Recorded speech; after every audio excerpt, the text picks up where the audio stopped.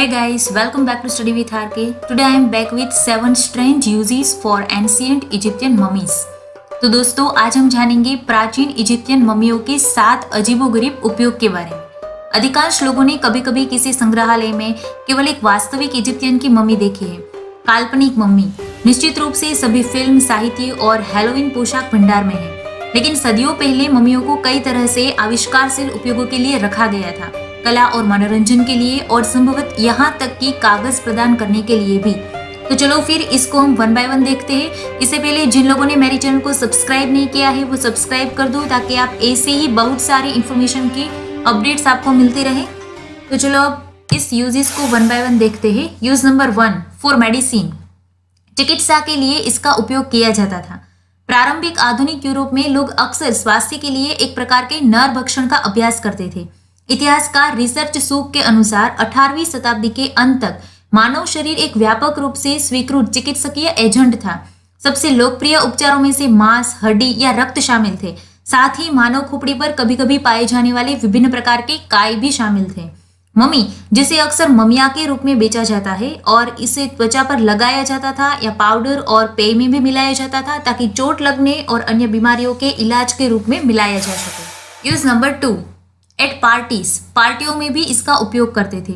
Rogers के अनुसार एक सामाजिक कार्यक्रम के रूप में मम्मी को खोलना वास्तव में ब्रिटेन में 1820 के दशक में शुरू हुआ और तब से मम्मी अनरोलिंग पार्टी का आयोजन किया जाता था।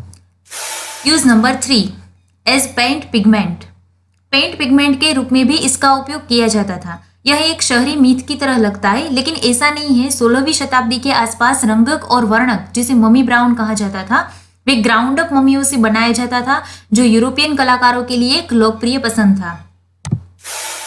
Use number 4, as interior decor. आंतरिक सजावट के रूप में भी उसका उपयोग किया जाता था।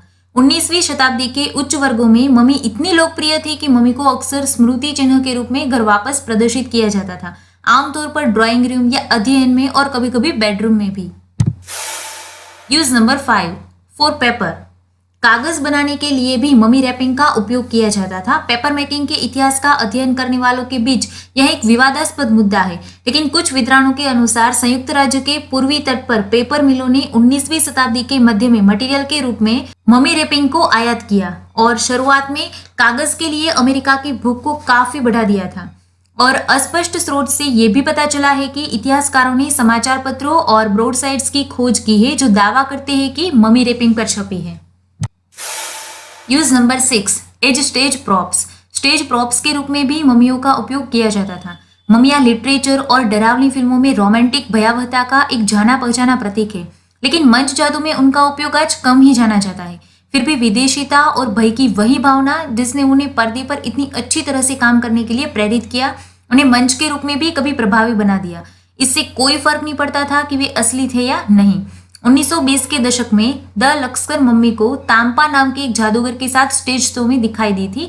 जब मम्मी ने तांपा के साथ प्रदर्शन किया तो वह टेलीफोन जैसे उपकरण के माध्यम से संप्रेषित प्रश्नों का उत्तर देती थी। एक प्राचीन इजिप्शियन कैसे अंग्रेजी बोलने में सक्षम था, इस पर कोई शब्द नहीं है। Use number 7, for fertiliser. उर्वरक यानी कि खाद के लिए भी मम्मियों का उपयोग किया जाता था।